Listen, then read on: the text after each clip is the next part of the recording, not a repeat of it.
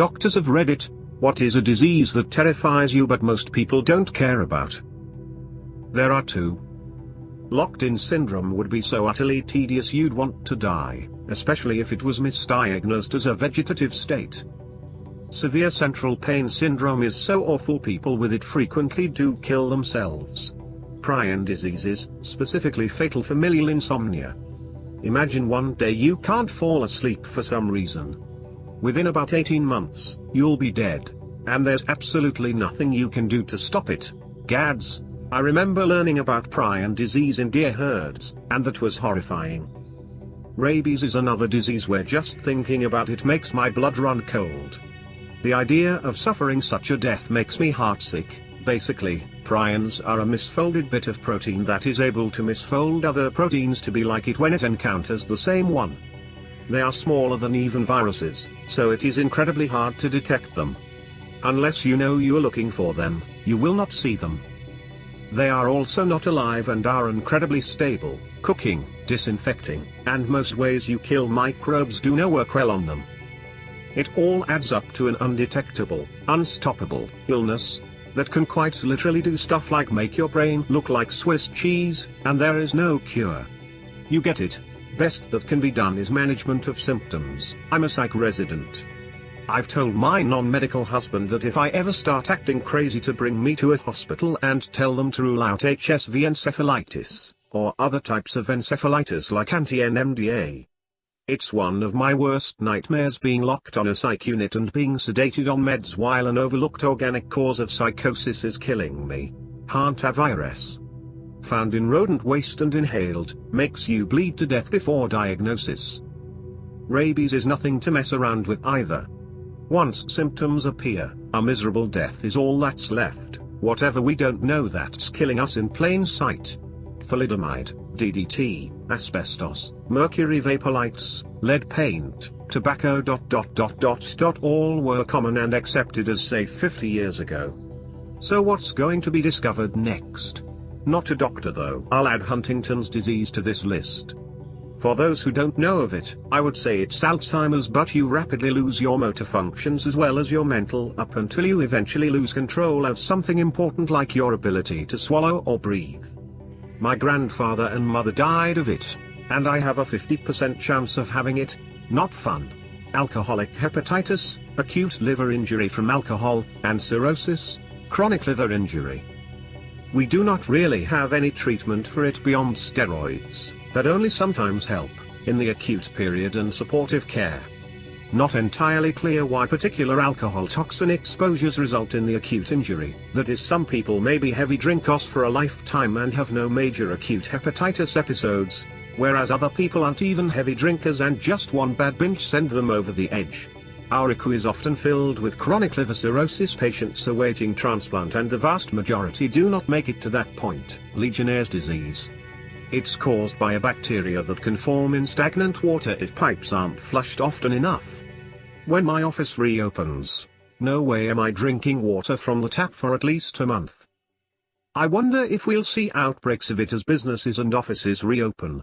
I think I'm gonna avoid drinking any water that isn't from home or a bottle for a while. Then, industrial safety here. We have a big abandoned office space at one of our plants, and I go and run the toilets, sinks, and showers once a month just to prevent shit like this, plus any other damage from potential damage to the pipes because our local water quality is shit. And yes, several of the offices have bathrooms with showers. They used to belong to the founder and his top managers of a well-known company when this place was their world HQ. My building has a protocol for flushing pipes precisely to prevent this from happening. Doctor here. Strokes. Risk factors include most of the pre-existing condition that nobody seems to care about: hypertension, diabetes, smoking. And once you get a stroke, it can be extremely debilitating and life-changing. I have seen people go from "but grandma was fine, just a touch of the sugars" to "grandma now can't move, talk, or feed herself." The fact that 1, your life can change from 1 minute to the next, and 2, the fact that you are basically a prison of your own body afterwards is just terrifying to me. Student here. Not really a disease, but antibiotic resistance is the bigger challenge we have in our future. Bacteria are evolving to being more and more resistant to drugs. Some have already reached a point where some strains are resistant to all our drugs. Luckily, this process will take decades to happen on a large scale, but we should not really speed up this process by taking antibiotics when there is no need and not finishing a complete course of antibiotics. If the doctor told you to take 8 pills, 1 a day, I don't care that at day 5 you feel fine and can run a marathon, you still have 3 pills to take. Otherwise you are just selecting the stronger bacteria that resisted the first 5 days. We should arrive prepared with new antibiotics and or a completely new kind of drugs, and not F them again by using them wrongly.